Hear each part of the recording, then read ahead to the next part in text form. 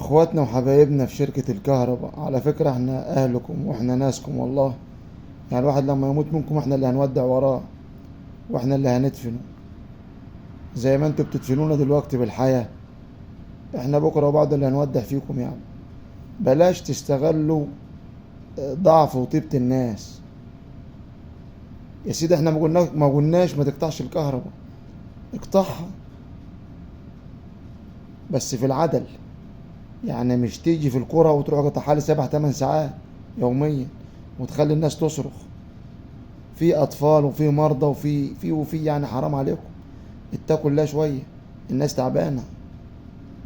ارحموا الناس شويه، احنا اهلكم برضو وجرايبكم.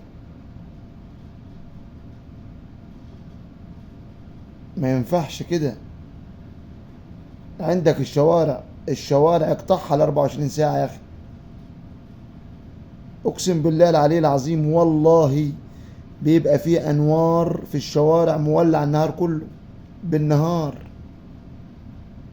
بتبقى منوره بالنهار الشوارع، مش البيوت. يا عم اطفوا الشوارع وخلوا البيوت منوره. ارحموا الناس شويه. ده مش وضع.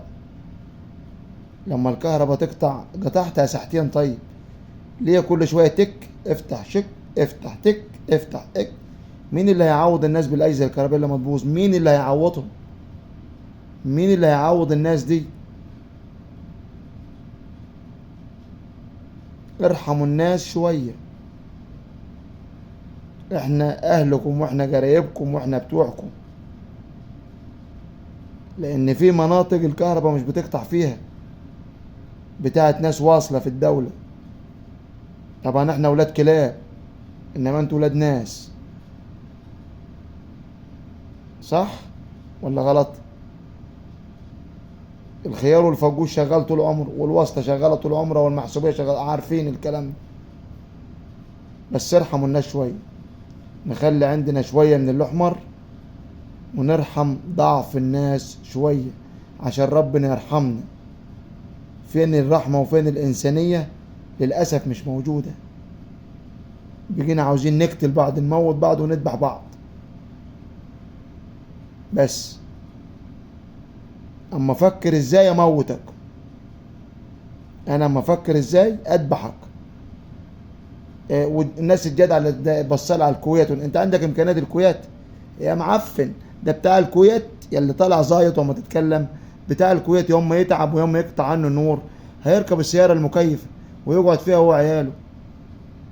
بتاخد مرتب زي بتاع الكويت انت؟ ولا عندك عيشه الكويت؟ ولا عايش عيشه الكويت؟ ولا ما تتمرمغ في فيلا زي بتاع الكويت؟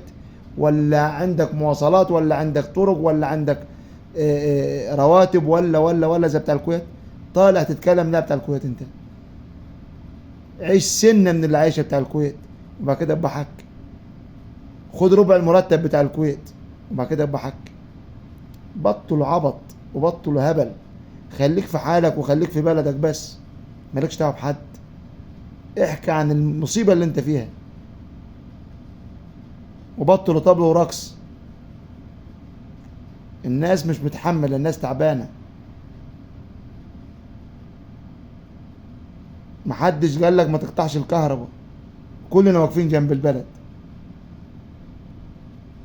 بس اقطع البلد اقطع النور في المعقول، ساعة ساعتين.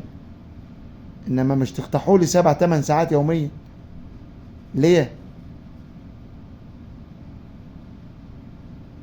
حسبي الله ونعم الوكيل. فكل واحد مش شايف شغله صح.